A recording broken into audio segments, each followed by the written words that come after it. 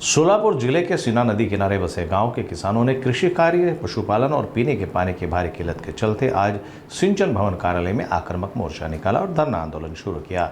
किसानों की मांग है कि उन्हें उजनी बांध से छोड़े गए पानी में से उनका हक का हिस्सा मिलना चाहिए, जो अब तक नहीं मिल पाया है। सोलापुर के वीरवड़े, बुद्रुक, शिरापुर, पीरटाकली, सिंगोली, तरड़गांव, पाकड़ी, शिवनी, तिर्रे, पाथरी और तेलगांव के किसानों ने उजनी बांध से छोड़े गए पानी से वंचित रहने पर सिंचन भवन के बाहर धरना शुरू किया है।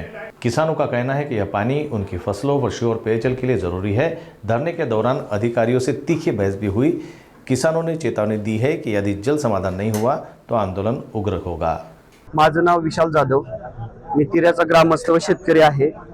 गेल्या कमीत कमी दीड महिन्यापासून सिनानामध्ये पाणी सोडलं गेलं होतं, पण ती पाणी सोडलं गेल्यानंतर पाणी 10 ते 15 दिवसच राहिलं। त्याच्यानंतर एकही बंधारा, तिरे असू दे, शिवणे असू दे किंवा खाली पात्री अकोला बंधारा असू दे, त्या तिन्ही बंधाऱ्यामध्ये अक्षरशः प्यायला नव दिसायला पण पाणी नाही। प्यायचं तर लांबची गोष्ट आहे। अक्षरशः जनावरांची अवस्था एवढी अवस्था आहे की चारा उगवाच सोडून द्या, चाराला पाणी घालायचं, जनावराला पाणी कुठून पाजायचं हा प्रश्न आहे। गेली 13 ते 12 एप्रिल पासून आम्ही प्रशासनाकडे विनंती करतोय की बाबा आमच्या नदीला फक्त गुरांपुरतं पाणी सोडा, माणसांचं सोडा, शेतीचं सोडा, पण गुरांना प्यायला पाणी सोडा।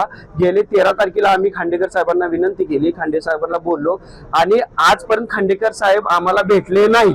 ही सगळी मोठी शोकांतिका आहे। खरं तर अधिकाऱ्यांनी शेतकऱ्याच्या बांधावर, कॅनलवर जाऊन थांबायला पाहिजे, नदीवर जाऊन थांबायला पाहिजे, पण अक्षरशः ऑफिसला आम्ही 10 ते 20 वेळा आलो, एकदाही भेटले नाहीत। त्याच्यामुळे आम्ही त्यांच्या ज्या सहकारी होत्या किंवा त्यांचे जे कनिष्ठ होते त्यांना भेटलो, त्यांना 13 तारखेला हे निवेदन दिलं की बाबा तुम्ही जर आम्हाला पाणी नाही सोडलं तर आम्ही आंदोलन करू। ह्या भूमिकेतून त्यांना निवेदन दिल्यानंतर त्यांनी 23 एप्रिलला निवेदन दिलेलं आहे।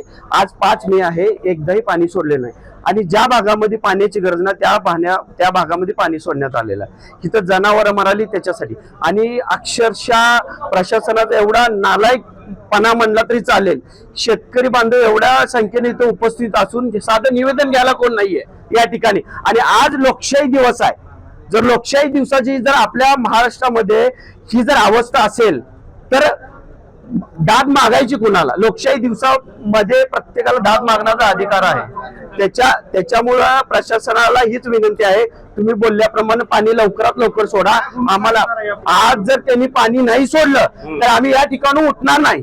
हे सर्व शेतकऱ्यांचं आहे। भले तिथं पाण्यानं मारालो, इथं बसून मारतो, तिथं पाण्यासाठी मारालो, इथं बसून मारतो। ह्यांच्या अधिकाऱ्याला आज 45 टेम्परेचर आहे। अधिकाऱ्यांना आम्ही परवा भेटलो तर माणसांना बाजूला सरक म्हणतात, आम्हाला दमचाक व्हायली आणि आमच्या शेतकऱ्याच्या माय मावल्याने ऊसामध्ये खुरपाचं कसं? पाणी नसेल तर ऊस वाळून चाला, ती ऊसात सोडून द्या, जनावराला पाणी तर द्या कमीत कमी।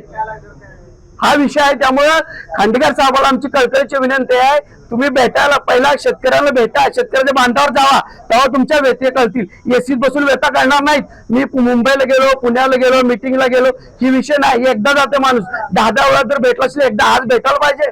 आज कमीत कमी मोहोळ तालुक्याचा व उत्तर सोलापूर तालुक्याचा आणि दक्षिण सोलापूर तालुक्या तिन्ही तालुक्याचा प्रश्न पाण्याचा। आज हेळीच्या ग्रामस्थांनी फोटो आणून दिलेत की खाली पाणी पोहोचलं नाहीये म्हणून, पाणीच नाही। आमचं दुसरं आवर्तन असताना का दिलं ना आम्हाला आवर्तन? ठीक आहे नियमानुसार?